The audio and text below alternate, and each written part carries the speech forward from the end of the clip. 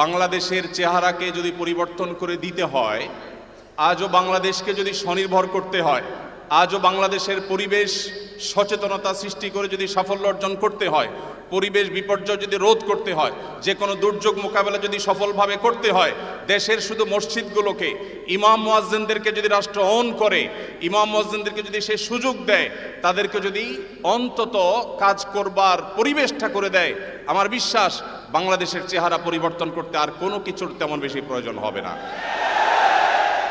3 লক্ষ মসজিদে প্রতি জুমার দিনে 12:30 থেকে 1:30 পর্যন্ত এই সময়ের মধ্যে গড়ে যদি 100 মানুষ একটা মসজিদে জুমার নামাজে খতিব সাহেবের খুতবা শোনার জন্য আসেন, তাহলে 3 কোটি মানুষ হয়।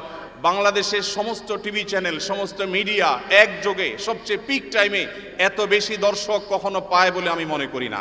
একসাথে একটা দেশের 3 কোটি মানুষকে অ্যাড্রেস করার এই সুযোগ ইমাম সাহেব, খতিব সাহেবরা ছাড়ার কারোর হাতে নেই। আমার উদাত্ত আহ্বান যে আগামীর বাংলাদেশে এদেশের মসজিদগুলোকে, আলেম ওলামাদেরকে যেন রাষ্ট্র অন করে, তাদেরকে কাজের সুযোগ দেওয়া হয়।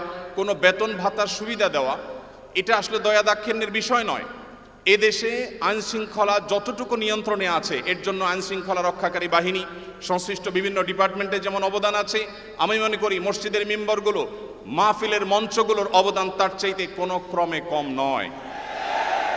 এদেশ থেকে যৌতুককে যে জাদুঘরে পৌঁছে দেওয়া হয়েছে, কারা জাদুঘরে যৌতুককে পৌঁছে দিয়েছে? এদেশে যৌতুকের অভিশাপ থেকে মুক্ত করার সবচেয়ে বড় ক্রেডিট একমাত্র ওলামায়ে কেরামের। এখনো কোন মসজিদের মিম্বর থেকে, কোনো মাহফিলের মঞ্চ থেকে মানুষকে চুরি করতে, দুর্নীতি করতে, ডাকাতি করতে, মাদকাসক্ত হতে, কোনো খারাপ কাজের প্রতি আহ্বান করা হয় না। এই সমস্ত মঞ্চগুলো থেকে বহু মানুষ খারাপ পথ থেকে ফিরে আসে। আমরা যদি একটা সৎ, দক্ষ এবং ভালো নাগরিক গড়ে তুলতে চাই, তাহলে সেক্ষেত্রে মসজিদগুলোকে আমাদের অন করতে হবে। আমি বিশ্বাস করি আগামীর বাংলাদেশে সেটি হবে, আমরা সবাই সেটি প্রত্যাশাও করি। আমরা মসজিদ কেন্দ্রিক যে সমস্ত ব্যবস্থাপনা করা যায়, পরিবেশ সুরক্ষা, পরিচ্ছন্নতা অভিযান, দারিদ্র্য বিমোচন, স্কিল ডেভেলপমেন্টমূলক বহুমুখী কার্যক্রম আমরা সম্পন্ন করতে পারি।